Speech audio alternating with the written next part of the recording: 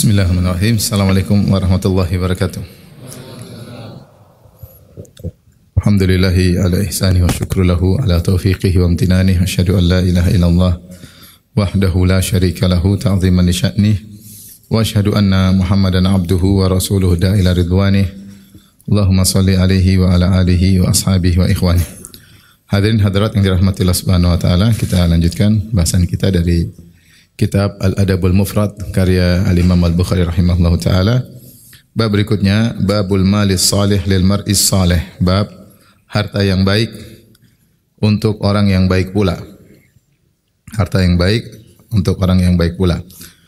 Al-Imam Al-Bukhari berkata, haddatsana Abdullah bin Yazid qala haddatsana Musa bin Ali qala sami'tu abi yaqul sami'tu an Amr bin Al-As qala ba'atha ilayya an-nabi sallallahu alaihi wasallam fa amarani an akhudha alayya thiyabi wa silahi.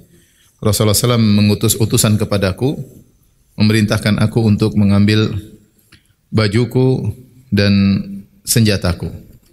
Tsumma atiyahu, ya, dan agar aku mendatangi Nabi sallallahu alaihi wasallam. Itu ada diutus oleh Nabi, suruh Amr bin Al-As ke sini, suruh bawa baju, suruh bawa pedang, bawa senjatanya sini. Fa fa'altu, aku pun datang, aku kerjakan. Fa ataituhu, aku pun mendatangi Nabi sallallahu alaihi wasallam. Wa huwa yatawaddau, dan dia dalam kondisi sallallahu alaihi wasallam sedang berwudu. Fa sa'ada ilayya al-basara thumma ta'ta'a, itu beliau lihat ke atas kemudian lihat ke bawah. Itu lihat ke atas lihat ke bawah, lihat diriku.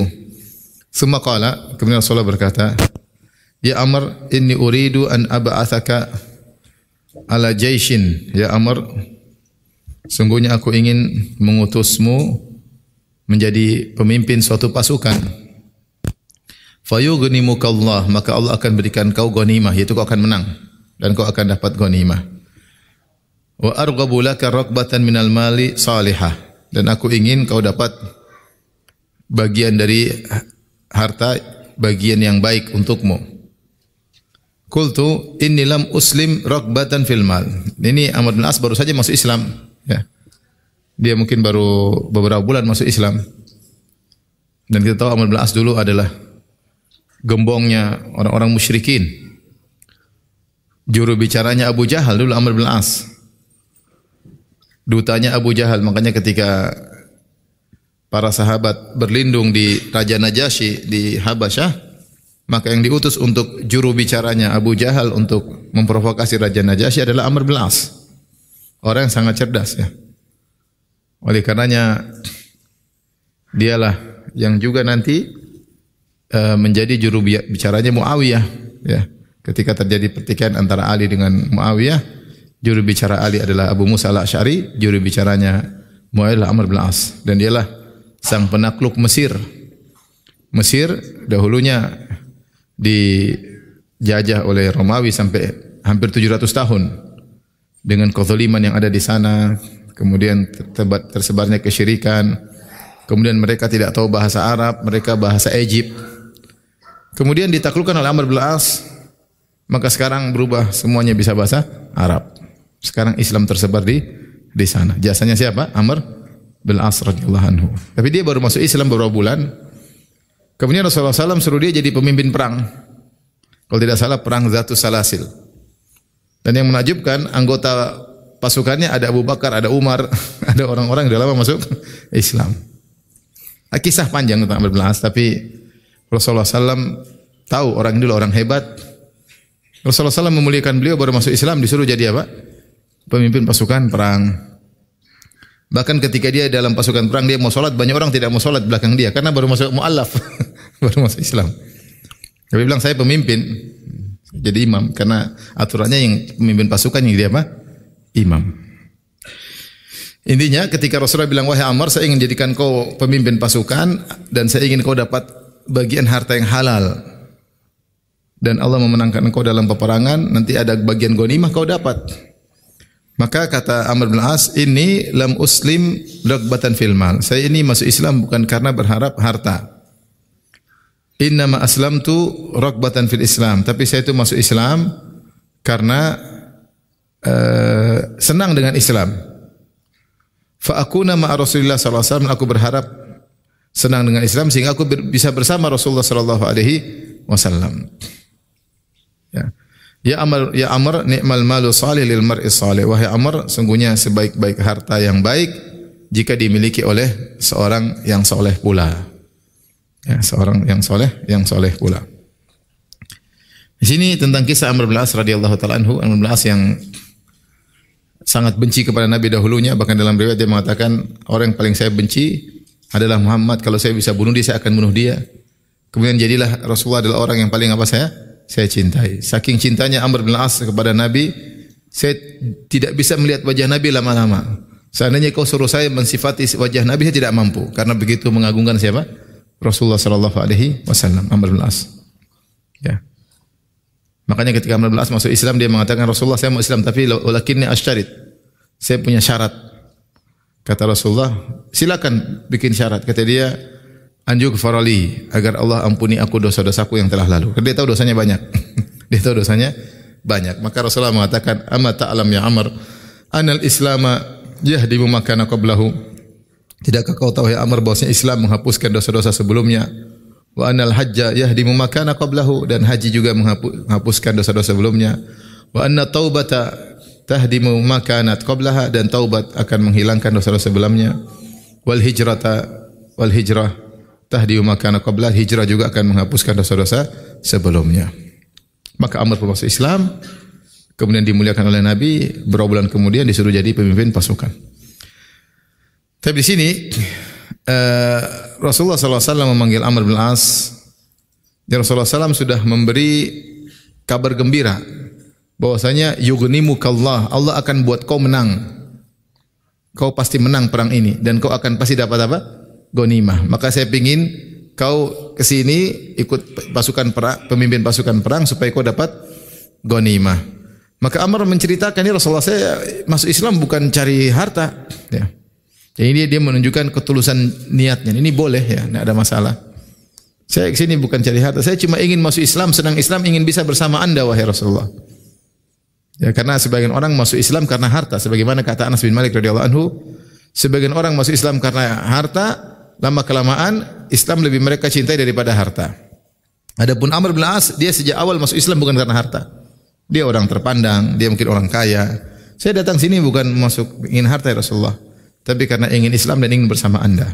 Maka Rasulullah ingatkan, ya, harta ini bukan maksudnya bukan untuk duniawi, tetapi agar kau manfaatkan untuk kemaslahatanmu, karena kata Nabi, ni'mal malu salih li rajulis salih. Sebaik-baik harta yang baik jika dimiliki oleh seorang yang saleh. Ya. Harta itu hanya dikatakan baik jika dimiliki oleh orang yang saleh. Kalau tidak dimiliki oleh orang saleh, maka harta tersebut pasti tidak baik. Pasti tidak baik. Jadi harta dikatakan baik jika memenuhi persyaratan. Yang pertama, diperoleh dengan cara yang halal. Yang kedua, digunakan untuk cara yang disyariatkan. Karena itu setiap orang ketika di hari kiamat kelak pasti akan dihisab tentang hartanya. Kata Nabi SAW, lan tazula qadama abdin hatta yus'ala an arba'. Dua kaki seorang hamba tidak akan bergeser sampai ditanya tentang 4 perkara. Di antaranya an malihi min aina iktasabu fima anfaqah. Hartanya dari mana dia dapatkan, ke mana dia habiskan. Dari mana dia peroleh dan di mana dia konsumsikan. Dan yang bisa menjawab 2 pertanyaan dengan baik hanyalah orang soleh. Kalau tidak soleh, bagaimana dia tahu cara mencari harta yang halal? Dia akan melakukan berbagai macam cara, tidak mengerti hukum halal haram. Makanya doa ketika seorang habis salat subuh, habis salam, di antara doanya, Allahumma inna as'aluka ilman nafi'an wa rizqan thayyiban wa amalan mutaqabbala. Di sini dahulukan minta ilmu yang bermanfaat dulu. Allahumma inna as'aluka ilman nafi'an, aku minta ilmu bermanfaat, baru rizqan thayyiban, rezeki yang halal. Nah, tidak mungkin seorang tahu rezeki itu halal kecuali dia punya ilmu yang benar, ya. Kalau punya ilmu baru dia tahu ini rezeki halal atau tidak. Kemudian juga kalau dia tidak punya ilmu, bagaimana dia bisa menggunakan harta dengan benar, tepat atau tidak tepat? Maka benar kata Nabi SAW, ni'mal malu salih rajul salih. Sebaik-baik harta yang baik jika dimiliki oleh orang yang saleh. Nah, kalau orang yang saleh, dia akan menggunakan hartanya untuk akhiratnya, akhiratnya. Sebagaimana dilakukan oleh orang-orang kaya dari kalangan salihin. Dilakukan oleh Abu Bakar, oleh Umar, oleh Utsman, oleh Abdurrahman bin Auf, ya.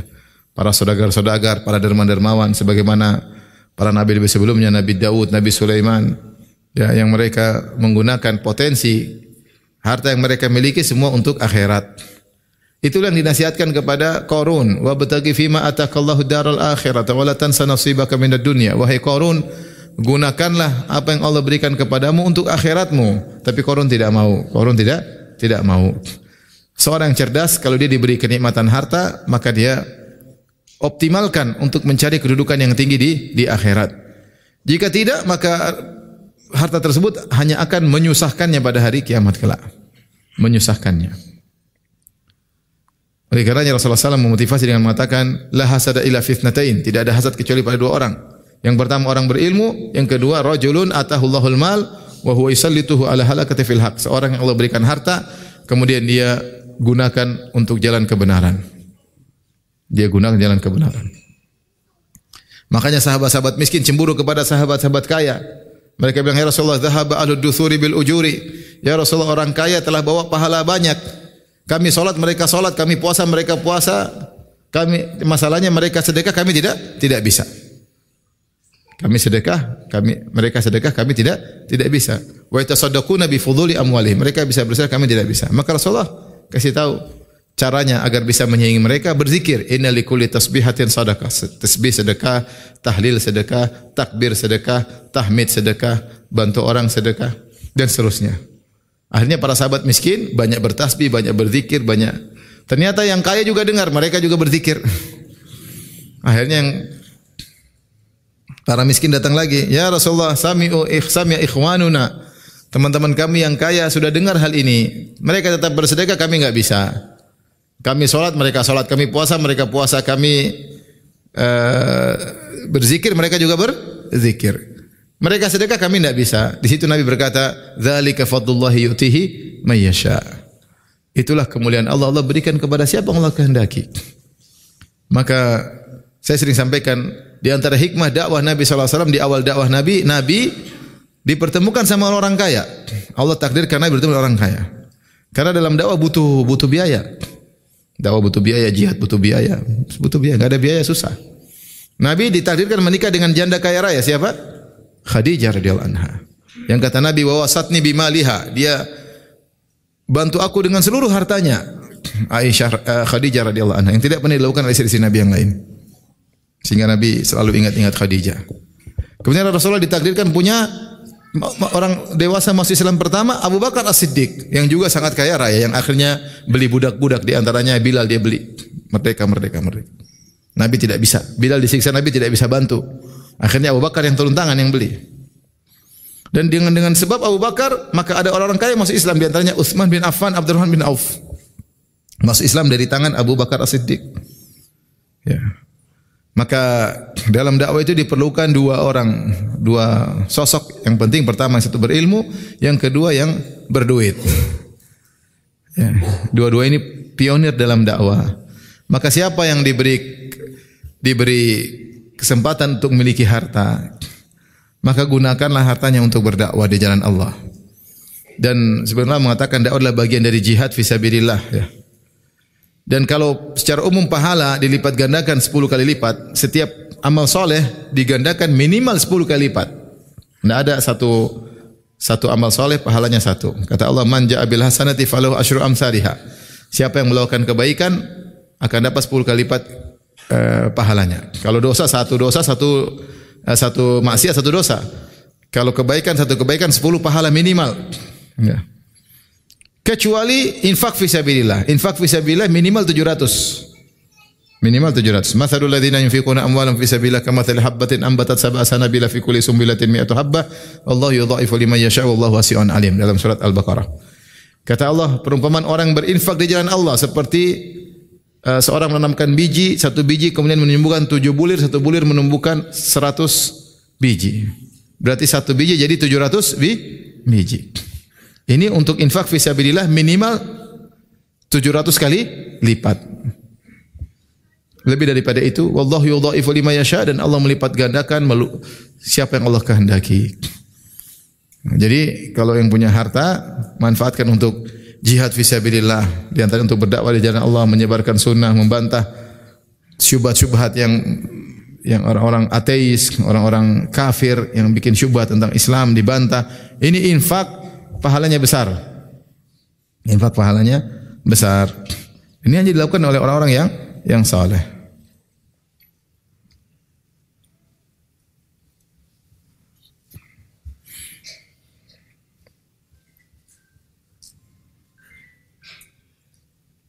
Sekarang betapa banyak orang diberi berkah ketika dia punya uang, dia bangun masjid maka jadi kegiatan Islami, dia bangun pondok maka jadi sarana pendidikan.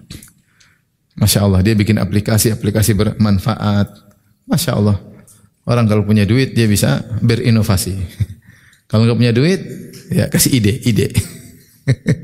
Duit nggak ada, tidak bisa eksekusi. Ya. Kita realistis bahwasanya dakwah butuh bukan sekedar ilmu, tapi juga butuh apa? Butuh sarana. Di antaranya adalah duit, adalah harta. Baik, kita lanjutkan bab berikutnya. Bab man asbaha aminan fi sirbihi. Makanya ikhwan, kalau orang punya duit banyak tidak digunakan,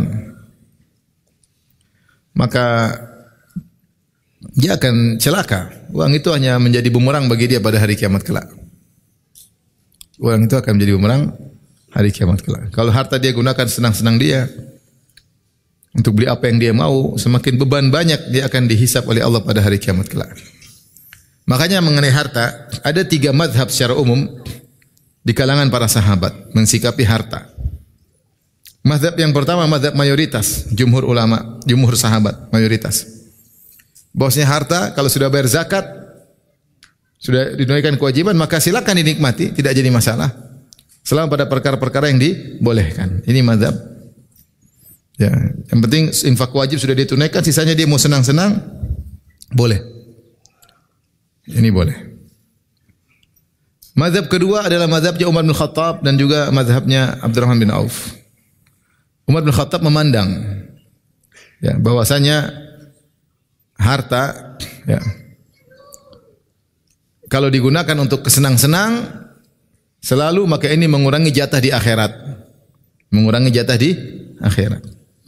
Makanya ketika ada seorang sahabat, kalau tidak salah Abu Darda ya,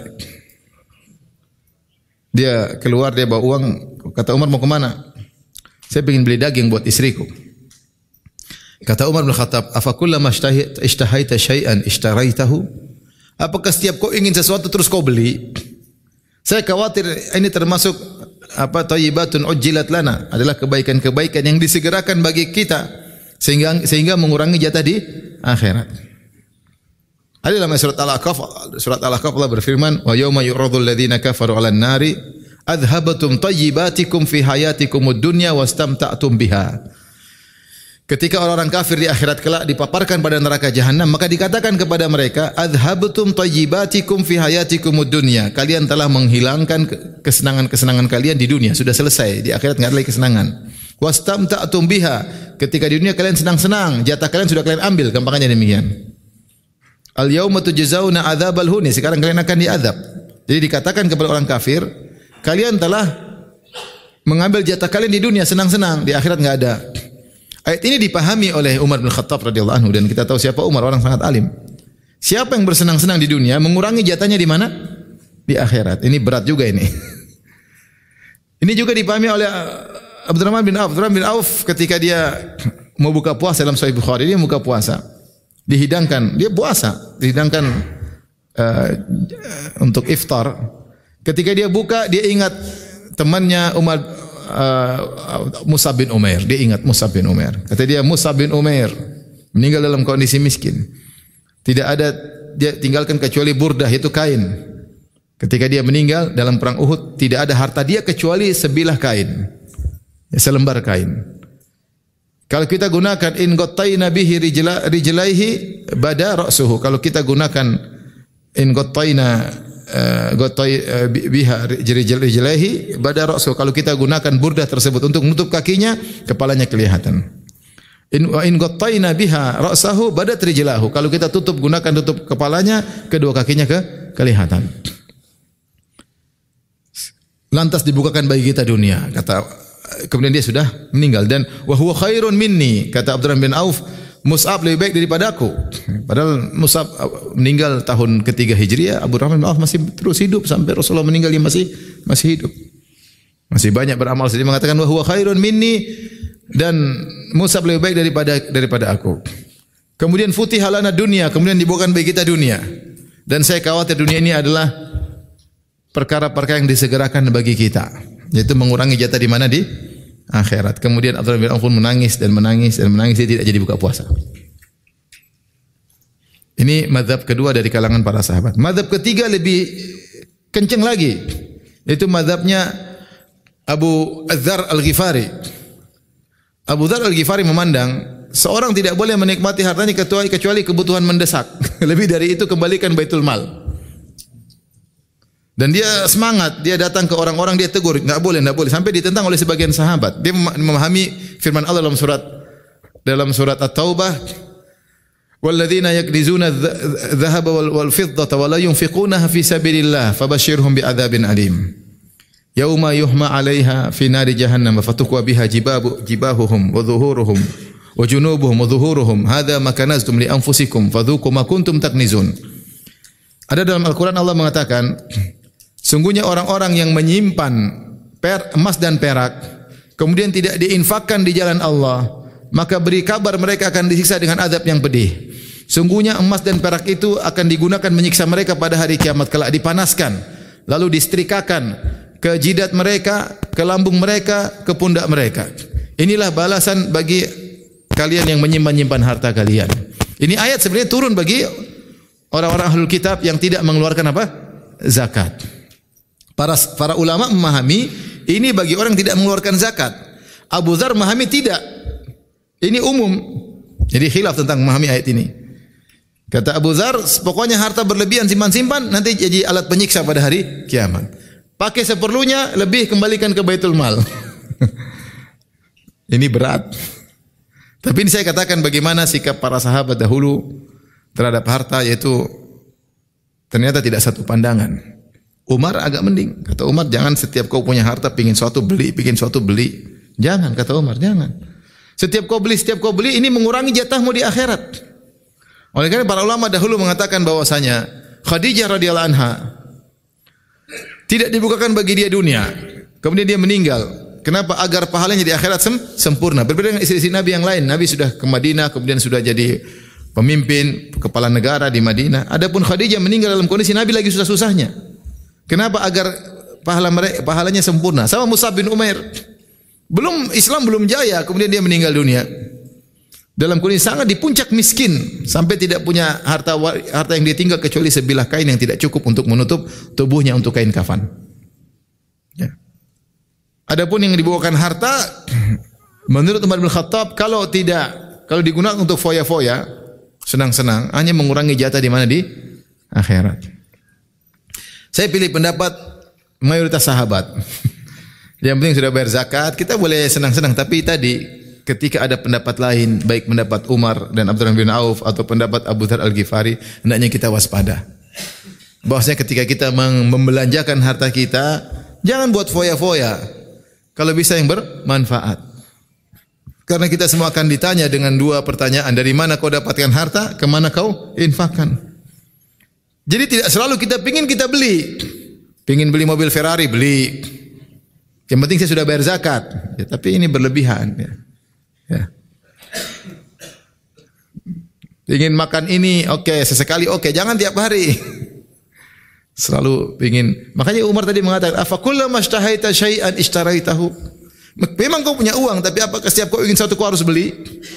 Tidak harus, kita harus mengelola harta kita untuk akhirat kita. Senang-senang boleh sesekali, tapi jangan selalu pingin ini, beli, penting duit banyak ya. Sampai ada seorang kawan ngeluh, bikin rumah ya. Sudah bikin rumah besar, udah punya rumah, bikin rumah lagi, kepingin. Sudah bikin rumah, rubah lagi. Istrinya suruh rubah, pusing. Tapi apakah semua yang kita inginkan harus dipenuhi? Tidak ada yang sempurna di dunia ini. Tidak ada yang sempurna. Ya. Akhirnya habis waktu, habis duit, buang tidak perlu. Rubah lagi, bongkar lagi, bikin baru lagi, enggak cocok lagi, bongkar lagi. Ini kan buang-buang duit. Tidak semua yang kita inginkan harus kita beli meskipun kita punya uang. Apalagi kalau enggak punya uang. Ini peringatan bagi kawan-kawan yang kebetulan beruang. Ibu-ibu ya. Tidak semua punya duit kemudian ingin suatu beli. Repot nanti hisapnya. Apalagi pendapat Umar bin Khattab ini hanyalah mengurangi jatah di akhirat. Repot. Makanya para sahabat banyak yang hidup dalam kondisi sederhana karena mereka tahu hal tersebut. Mereka ada lebih infak, ada lebih wakaf. Itu kebiasaan para sahabat ya. Taib, bab berikutnya, bab man asbaha aminan fi sirbihi. Bab tentang orang yang di pagi hari aman di rumahnya. Kata Nabi SAW dalam hadis Sahih Imam Bukhari berkata, rahimahullah, haddatsana Bishr bin Marhum, qala haddatsana Marwan bin Muawiyah an Abdurrahman bin Abi Shumailah al-Ansari al-Qubbai an Salama ibn Ubaidillah bin Mihsan al-Ansari an abihi anin Nabi sallallahu alaihi wasallam qala. Rasulullah SAW bersabda, "Man asbaha aminan fi sirbihi." Siapa yang di pagi hari aman di rumahnya. Mu'afan fi jasadihi, badannya sehat. Aman ya, aman, sehat.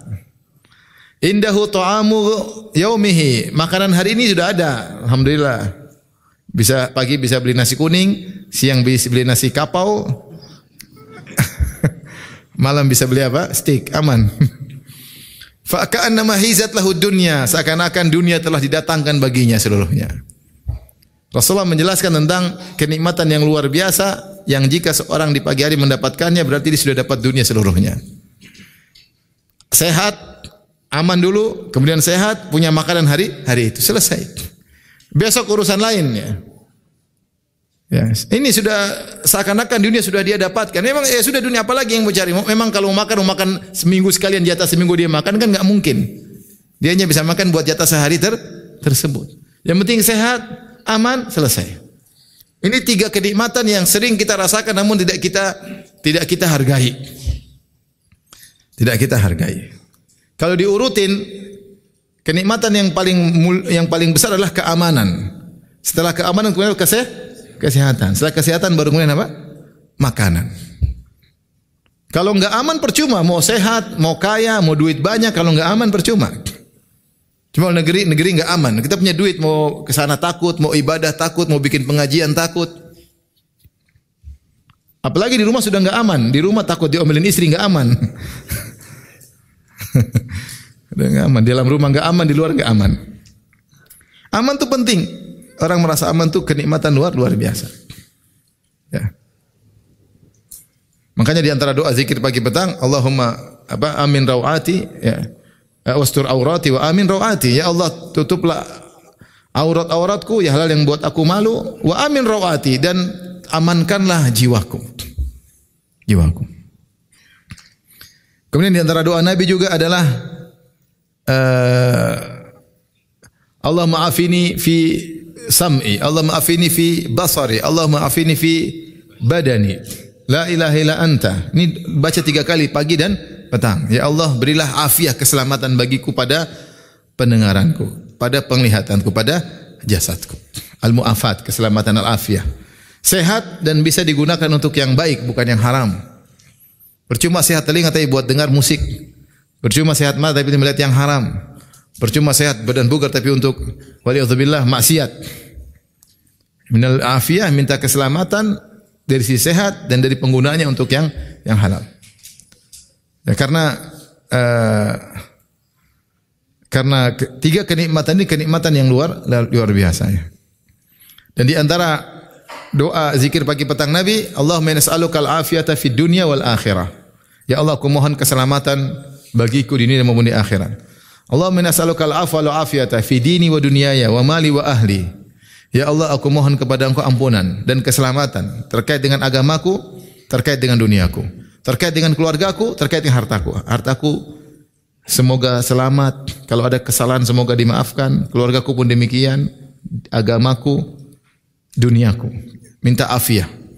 Allahumma astur aurati wa amin rawati. Ya Allah, tutuplah aib-aibku. Wa amin rawati, amankanlah jiwaku.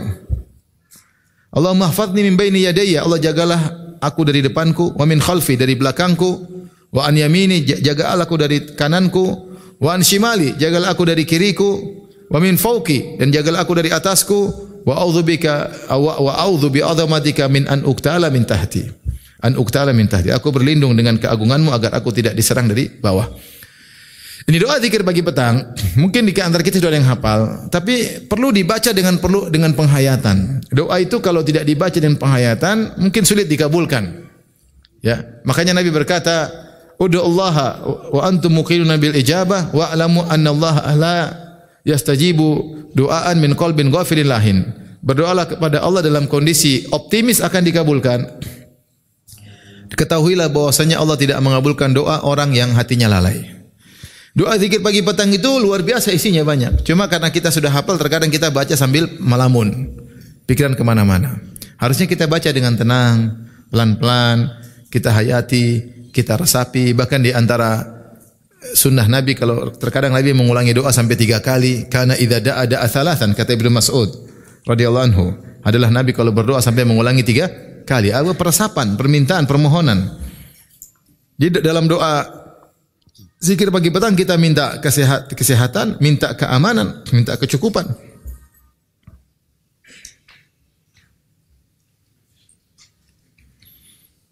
Percuma orang kaya raya itu kalau sakit gimana? Ya.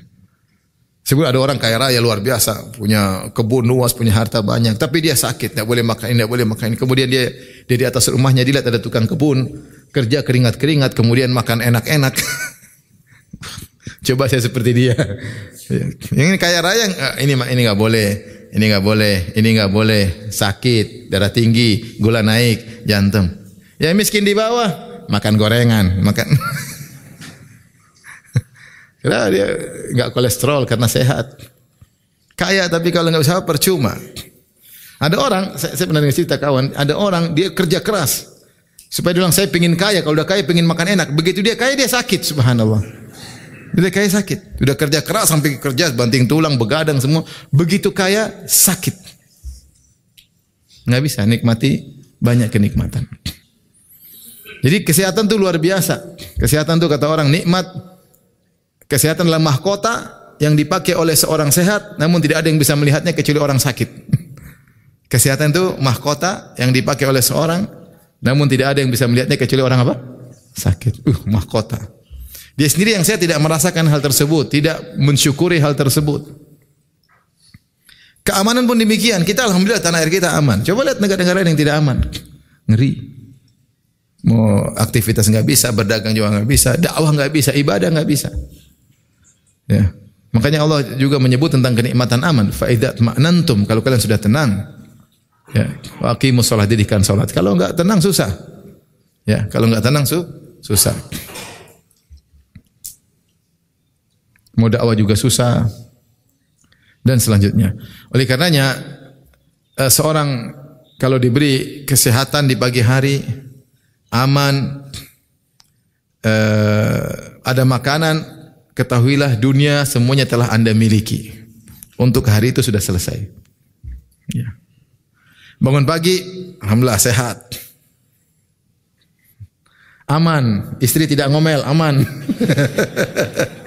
Bos tidak marah-marah, dunia aman, sudah selesai aman, tenang. Bangun tidur, istri senyum-senyum, masya Allah, bahagia. Maka ada, ya pagi tadi lontong sayur lengkap, bubur ayam, alhamdulillah, ada duit bubur ayam. Siang beli apa tadi? Nasi kapau, malam steak, aman, selesai. Udah, besok urusan belakangan. Sebagian orang dia udah nyaman sekarang, sebulan pun dia punya uang, dia mikir bagaimana tahun depan, udah pusing dia.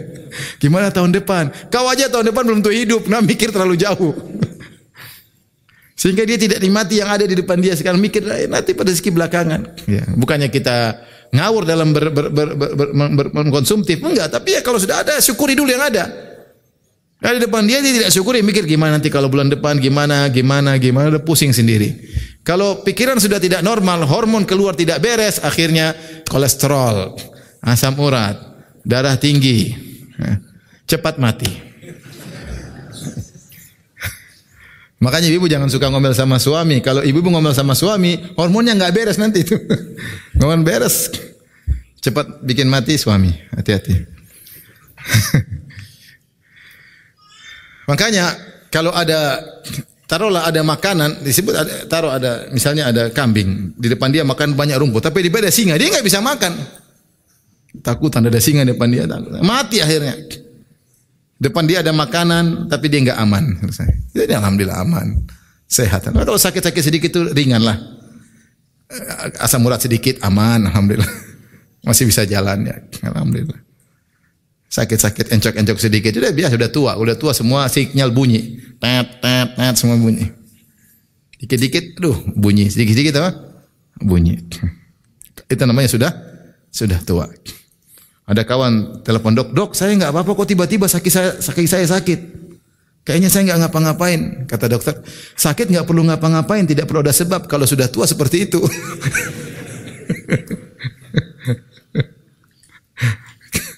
Ada orang katanya ke dokter diperiksa. Kenapa?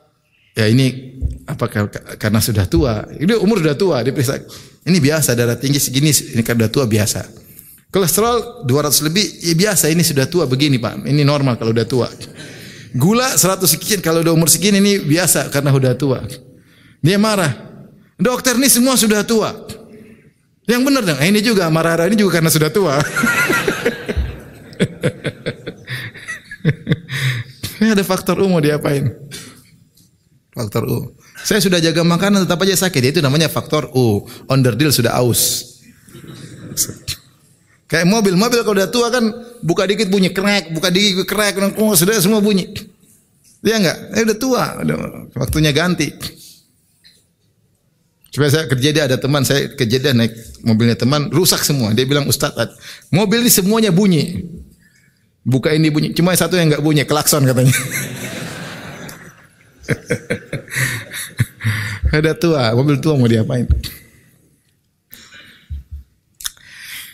Jadi kalau kita sehat alhamdulillah. Jangan terlalu pikir jauh-jauh, yang di depan kita gunakan untuk bersyukur kepada Allah sehingga kita tahu bersyukur. Bisa makan hari ini alhamdulillah masih banyak orang yang tidak bisa makan. Sehat hari ini masih banyak orang terkapar di rumah sakit. Aman hari ini banyak orang tidak aman. Banyak orang di luar sana tidak aman. Dan sekarang kita lihat kejadian banyak di alam semesta. Saudara-saudara kita di Palestina tidak aman, yang menyerang Israel juga tidak aman. Iya. Los Angeles juga tidak aman ya. Hollywood juga tidak aman. Hollywood juga tidak aman. Banyak orang tidak aman. Kalau kita aman luar dalam alhamdulillah nikmat luar biasa. Seakan-akan kata Nabi, "Faka'anna mahizat lahu dunya bihadzafiriha." Seakan-akan dunia didatangkan kepada dia dengan seluruh ujung-ujungnya. Dunia di tangan kita. Yang penting aman, sehat, makanan hari ini ada, tinggal tugas kita beribadah kepada Allah Subhanahu wa taala. Tapi kita lanjutkan, babu tibin nafs, bab tentang hati yang baik, jiwa yang baik. Tib artinya baik, nafs jiwa. Itu batin yang baik, itu tenteram. Imam Bukhari berkata, qala haddatsana Ismail bin Abi Uwais, qala haddatsani Sulaiman bin Bilal, an Abdullah bin Sulaiman bin Abi Salamah al-Aslami, annahu sami'a Mu'adz bin Abdullah ibni Khubayb al-Juhani yuhaddithu an abihi an ammihi anna Rasulullah sallallahu kharaja alaihim wa alaihi atharu ghuslin. Suatu hari Rasulullah SAW keluar menemui para sahabat dan dia terlihat bekas habis mandi. Wa huwa thayyibun nafsi, sementara Nabi dalam kondisi berseri-seri, yaitu jiwa lagi nyaman, karena kalau jiwa nyaman terlihat pada mimik wajah ya. Terlihat pada wajah. Rasulullah berseri-seri. Terlihat habis bekas apa? Mandi. Fadhananna annahu alamma bi ahlihi. Menurut kami Rasulullah baru menggauli istrinya. Baru habis mandi junub, keluar bahagia. Faqulna ya Rasulullah, naraka thayyiban nafsi. Ya Rasulullah, kami lihat Anda lagi berseri-seri, lagi jiwa yang baik. Qala ajal walhamdulillah. Kata Nabi, ya saya lagi senang. Ya, maksudnya mereka tidak tahu jiwa Nabi, tapi terlihat dari apa? Mimik wajah Nabi sallallahu alaihi wasallam. Menurut kami kau lagi senang ya Rasulullah. Kata Rasulullah, iya. Alhamdulillah, segala puji bagi Allah. Tsumma dzakara al-ghina. Kemudian Rasulullah sallallahu menyebut tentang kekayaan. Faqala Rasulullah sallallahu, Rasulullah berkata, "Innahu la ba'sa bil ghina liman ittaqa." Tidak mengapa kaya tapi bertakwa. Tapi bertakwa, karena orang yang bertakwa lah yang bisa menggunakan kekayaannya untuk kebaikan. Was-sihhatu liman ittaqa khairan minal ghina. Dan orang yang bertakwa sehat lebih baik daripada orang yang bertakwa kaya. Artinya Rasulullah menjelaskan bahwa kesehatan itu kenikmatan lebih daripada kekayaan. Wa tibun nafsi minan ni'am, dan di antara nikmat adalah jiwa yang tenang, jiwa yang senang. Ini hadis luar biasa ya. Jadi suatu hari para sahabat lihat Nabi keluar menuju mereka, terlihat Nabi habis mandi dan Nabi senang. Menurut kami, kata sahabat, Nabi baru menggauli istrinya. Dan di antara sebab ketentraman jiwa adalah berkeluarga, punya istri, kemudian bisa digauli, bisa disalurkan hasrat. Ya. Makanya Allah mengatakan sakinah ya. Litaskunu ilaiha, agar kalian tenang ya. Orang kalau sudah menikah tenang ya. Sampai Syekh Abdul Razak cerita dulu di waktu sekolah, kalau enggak salah SMP atau SMA saya lupa ya, dia cerita. Maka ada anak satu nakal luar biasa, kesana kesini aktif luar biasa, hiperaktif. Terus liburan tahun depan masuk, tenang orangnya. Berubah. Kenapa jadi tenang? Ternyata baru kawin. Dia udah kawin jadi apa? Tenang. Tenang. Ada penyaluran yang kalau nggak ada penyaluran aktif kesana kemari. Jadi subhanallah bahwasanya menikah itu memberi apa? Ketenangan. Jadi banyak pemuda sekarang tidak tenang, banyak jomblo tidak tenang. Kenapa? Tidak ada penyaluran, tidak ada teman hidup untuk ngobrol, tempat berbagi suka dan duka. Tidak ada tempat untuk menyalurkan hasrat. Manusia diciptakan dengan hasrat. Ya. Oleh karenanya di antara yang membuat seorang bahagia ketika dia tenang dengan istrinya, dia gauli istrinya. Di antara Rasulullah SAW keluar habis mandi junub, para sahabat bilang, kok senang ya, bahagia. Oleh karena ini penting bagi ibu-ibu. Kalau suami mengajak berhubungan, jangan ditolak ibu. Karena kalau ditolak pulang stres kepala ya. Stres, kamu kenapa stres? Belum mandi ya. Makanya biar suami tenang ya. Kalau lagi kepingin, istri segera menyambut.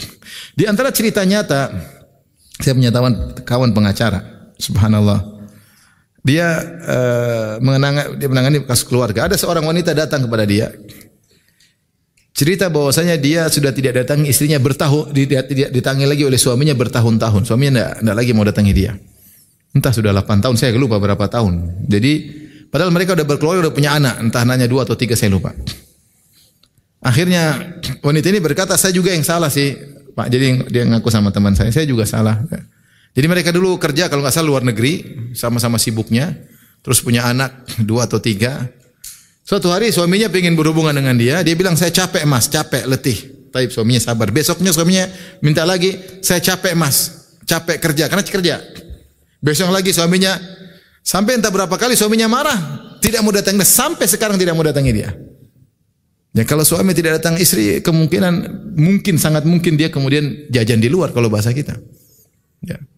Makanya di antara sebab kebahagiaan istri melayani apa? Suami. Di antara sebab kesengsaraan istri menolak ajakan apa? Suami. Ya kalau suami datang istrinya menyambut, bahagia, senang ya. Seakan-akan ada beban sudah dilepaskan. Tapi kalau enggak, repot. Makanya wanita yang menolak ajakan suami terlaknat kalau suaminya marah. Idza da'a rajulu imratahu ila firashihi fa'abat fabataqatman la'anatul malaikatu hatta tusbih. Kalau seorang laki ngajak istrinya untuk berhubungan di malam hari, kemudian istrinya enggan, kemudian suaminya tidur dalam kondisi marah, ini wanita terlaknat sampai pagi hari. Karena suami kalau urusan hasrat tidak menerima penundaan. Kalau lapar masih bisa ditunda. Kalau hasrat sunnahnya segera dilampiaskan. Kalau tidak khawatir dia pikiran macam-macam, menghayal macam-macam, akhirnya istrinya tidak melayani, kemudian dia akhirnya telepon bekas pacarnya atau cari-cari kisah bekas cinta lamanya di medsos, akhirnya maksiat. Akhirnya apa? Maksiat. Maka di antara sebab kebahagiaan adalah menikah dan masing-masing menjalankan kewajibannya suami istri. Pasti kalau suami istri menjalankan kewajiban, hak dan kewajiban, maka rumah tangga tersebut pasti mendatangkan apa? Kenyamanan, ketentraman, sebagaimana disebutkan sakinah, mawaddah dan rahmat. Pasti. Tapi ketika tidak dilaksanakan dengan baik, maka terkadang mendatangkan kesengsaraan dan penderitaan.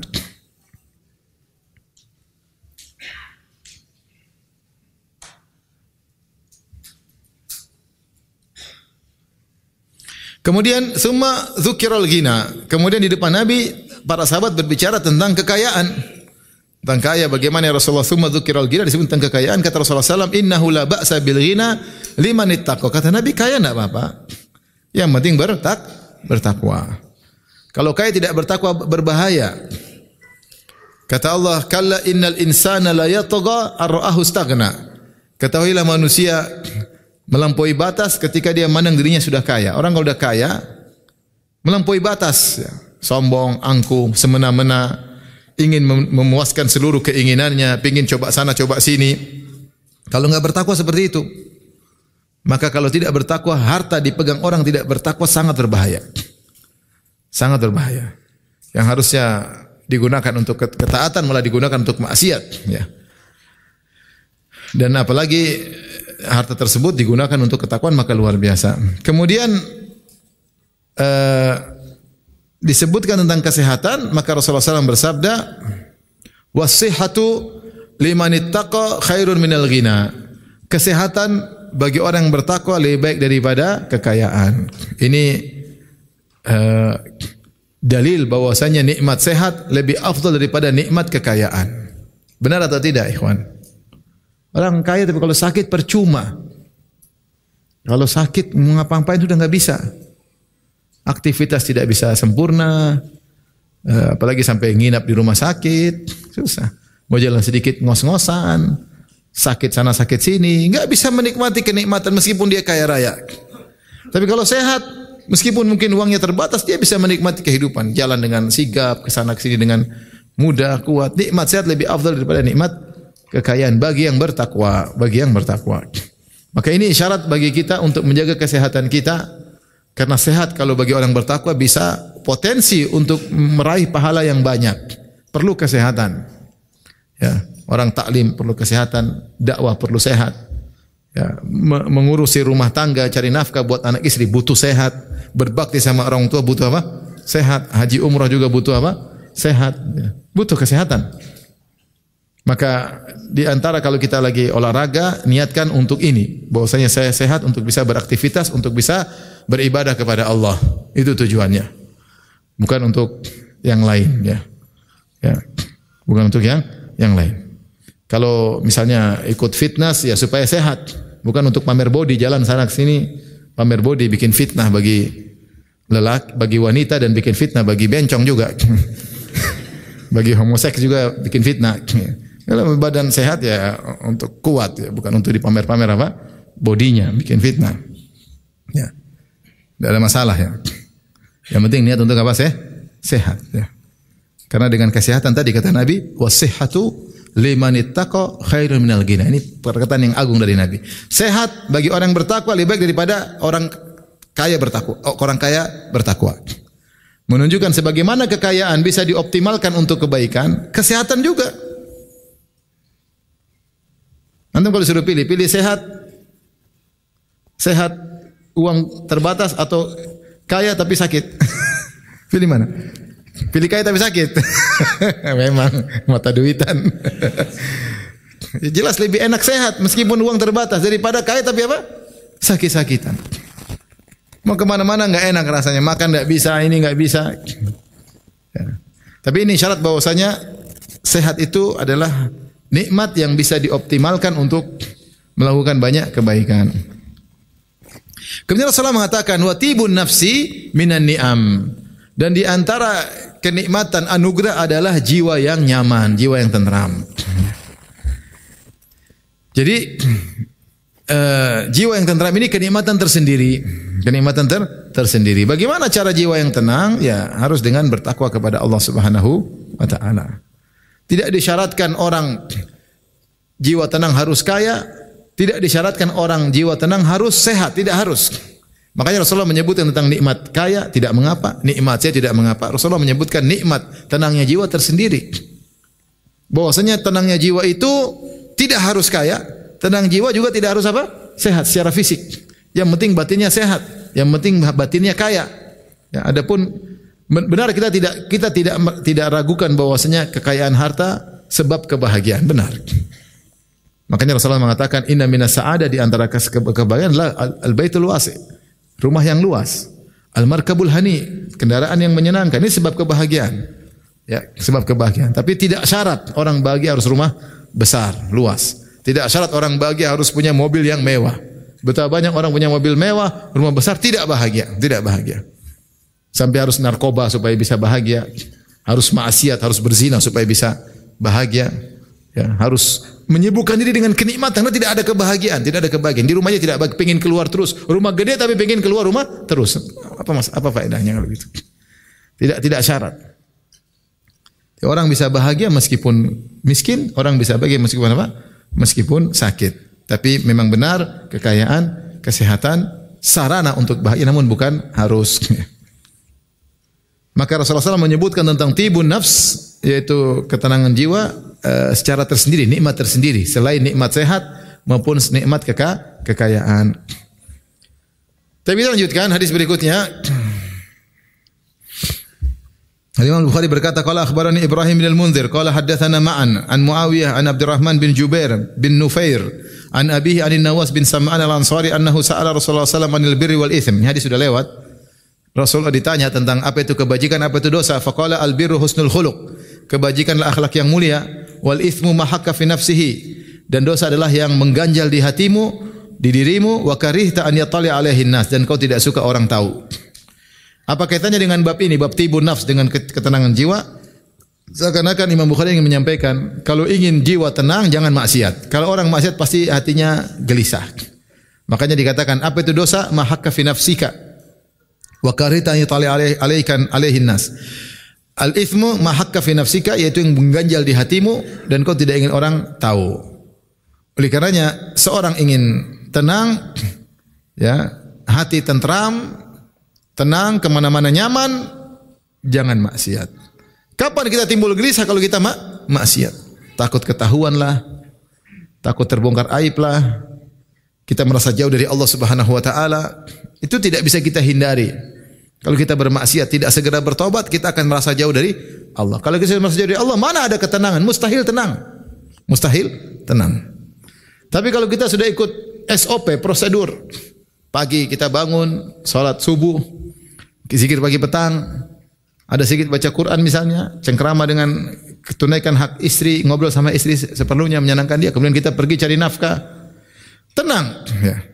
Kita baca doa keluar rumah, tidak maksiat, tundukkan pandangan, tenang, hati tenang. Apapun terjadi tenang, saya tidak ada melanggar. Kapan tidak tenang? Ketika ada pelanggaran yang kita lakukan. Maka orang kalau maksiat susah tenang. Susah tenang. Meskipun dipenuhi dengan kekayaan, popularitas, tidak ada ketenangan. Artis-artis mana mau tenang mereka kalau maksiat mulu? Di antara mereka ada yang bunuh diri, di antara mereka yang narkoba, di antara mereka yang minum baygon. Tidak ada ketenangan. Ketenangan itu adalah dekat dengan Allah Subhanahu wa taala, karena pemilik kebahagiaan adalah Allah Subhanahu wa taala. Seorang bagaimana mau tenang ketika dia merasa jauh dari Rabbul Alamin? Dia merasa jauh, selesai. Susah dia akan dapat ketenangan. Makanya hadis ini dibawakan oleh Imam Bukhari untuk menjelaskan bahwasanya ketentraman adalah dengan tidak bermaksiat kepada Allah Subhanahu wa taala.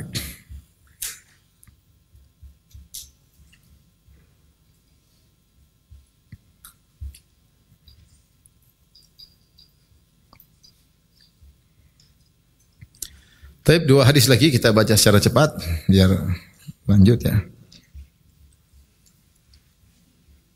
Hadis berikutnya, qala hadatsana Amr bin Aun qala akhbarana Hammad an Thabit an Anas qala kana Nabi sallallahu alaihi wasallam ahsanan nas. Rasulullah SAW adalah orang yang paling baik, yang paling indah, wa ajwadan nas, orang yang paling akhlak mulia, orang yang paling dermawan, wa asja'an nas, orang yang paling pemberani. Walaqad fazi ahlul Madinati dzata lailatin. Suatu hari, suatu malam penduduk Madinah ketakutan, ada suara yang terdengar, mereka ketakutan. Fantalaqan nasu qibala saut, maka orang bangun di malam hari menuju ke suara-suara. Apakah itu? Ternyata mereka menuju suara. Fastaqbalahumun Nabi sallallahu alaihi wasallam. Ternyata Nabi sudah di situ dan Nabi menghadap mereka. Qad sabaqan nasa ila sauti, Nabi sudah duluan ke suara tersebut. Wa huwa yaqul, ketika orang datang mendekati suara, ternyata ada Nabi di situ. Nabi berkata, lan tura'u lan tura'u. Tidak usah takut, tidak usah khawatir. Wa huwa ala farasin li Abi Talhata uri ma alaihi saraj. Rasulullah sedang naik kudanya Abu Talha. Kuda ini terkenal bil bati', bil buta, dikenal kuda yang lambat dan dia tidak ada pelananya, tapi Rasulullah naik itu karena ada kuda yang ada di sekitar itu cuma itu. Maka Rasulullah segera menuju ke arah suara. Wa fi unuqihi saif, dan Rasulullah bawa pedang di lehernya. Jadi kalau orang dahulu mereka bawa pedang digantung di leher, bukan di mana? Bukan di pinggang tapi di leher. Faqala laqad wajadtuhu bahran aw innahu la bahrun. Rasulullah bilang, saya dapati kuda ini ternyata bahar, yaitu larinya cepat, atau sungguh dia adalah kuda yang larinya cepat. Hadis ini menjelaskan bahwasanya di antara keutamaan orang yang jiwanya tenang, jiwanya baik, ya, maka dia orang sangat dermawan. Dia sangat peduli sama yang lain dan dia sangat pemberani karena jiwanya tenang. Beda dengan orang yang gelisah, ya, tidak dermawan, suudzon sama orang, macam-macam. Orang tenang, banyak kebaikan yang akan muncul darinya. Di antaranya Nabi SAW, ya, disifati dengan ahsanan nas, orang yang paling baik akhlaknya. Kalau orang hati tenang kan murah senyum, baik sama orang, ya, dermawan, hati tenang. Tapi kalau orang lagi marah, ente minta duit, dikasih enggak? Enggak dikasih. Tapi kalau lagi senang, kasih. Ya, jiwa tenang itu punya pengaruh. Akhlak mulia, dermawan dan lain-lain, hatinya tenang. Di antaranya pemberani. Ya, makanya Anas mengatakan kana nabiyyu ahsanan nas, orang yang paling akhlaknya mulia. Wa ajwadan nas, orang yang paling dermawan. Wa asja'an nas, orang yang paling pemberani. Intinya hadis ini menjelaskan bahwa ya dampak dari jiwa yang tenang berdampak pada akhlak yang mulia. Suatu malam penduduk Madinah ketakutan mendengar suara yang mengerikan, maka mereka menuju ke suara tersebut. Ternyata Nabi sudah duluan. Dan qadarullah Nabi naik kudanya Abu Talha, dan kuda ini dijuluki dengan kuda yang lambat, ya. Dikatakan wa kana farasan yubatta'u. Adalah kudanya Abu Talha yubatta'u, yaitu dianggap kuda yang lambat. Kalau lari pelan atau langkahnya pendek, enggak bisa kencang gitu, enggak bisa. Tetapi Nabi tidak ada kuda lain yang dekat rumah Nabi, maka Nabi langsung naik kuda tersebut. Atau yang tersedia ketika itu cuma kuda tersebut, maka Nabi naik kuda tersebut, ternyata kuda tersebut jadi cepat. Ini di antara mukjizat Nabi SAW. Kuda yang tadinya lambat atau jadi apa? Cepat. Dan setelah itu kuda itu enggak pernah lambat lagi. Setelah pernah dinaiki oleh Rasulullah SAW. Maka Rasulullah ketika para sahabat datang, Rasulullah sudah di situ. Rasulullah tenangkan mereka, tidak ada masalah, lan tura'u, tidak ada masalah. Ini menunjukkan Rasulullah sangat pemberani. Dia yang duluan menuju ke sumber suara yang mungkin berbahaya tersebut untuk memastikan bahaya atau tidak. Ketika orang-orang datang, Rasulullah mengatakan tidak usah khawatir. Dan demikian dalam peperangan, sahabat mengatakan orang paling depan dalam peperangan adalah Nabi SAW. Kata Ali bin Abi Thalib, kunna idza marral ba'su ittaqaina bi Rasulillah sallallahu alaihi wasallam. Kata Ali bin Abi Thalib, kita kalau sudah perang, sudah genting, sudah gawat, kami berlindung di belakang Nabi. Kami berlindung di belakang Nabi. Nabi paling pemberani, dan banyak dalil akan hal ini. Ya. Ingin saya sampaikan di sini bahwasanya orang yang berakhlak mulia atau hati yang tenang menimbulkan akhlak yang mulia. Hadis terakhir pada kesempatan kali ini, Imam Bukhari berkata, qala hadatsana Qutaibah qala hadatsana Ibnu al-Munkadir an abihi an Jabir radhiyallahu anhu qala Rasulullah sallallahu alaihi wasallam, Rasulullah SAW bersabda, kullu ma'rufin sadaqah, setiap kebaikan adalah sedekah. Wa inna minal ma'rufi, dan di antara kebaikan, antalqa akhaka biwajhin talik, kau bertemu dengan saudaramu dengan tersenyum. Wa antufriga min dalwika fi ina'i akhika, dan kau tuangkan dari timbamu ke timba temanmu. Artinya kau lagi ngambil air, ada temanmu datang, kau tuangkan ke timba dia. Ini di antara kebaikan. Hadis ini menjelaskan bahwasanya di antara akhlak yang baik, di antara kebaikan adalah murah senyum. Dan orang murah senyum berarti hatinya apa? Nyaman, hatinya baik. Kalau enggak nyaman susah untuk apa? Senyum. Oleh karenanya ini di antara dampak jiwa yang tenang, jauh dari maksiat, orang mudah tersenyum. Mudah tersenyum, kenapa? Karena dia hatinya nyaman. Dan dia juga mudah untuk membantu orang lain, kenapa? Hatinya nyaman, dia bahagia. Di antara ekspresi kebahagiaannya dia murah senyum.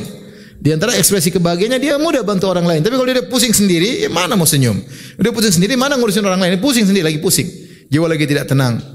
Karena seorang berusaha untuk mendapatkan anugerah dari Allah, yaitu jiwa yang tenang, di antaranya menjauhkan diri dari bermaksiat kepada Allah Subhanahu wa taala.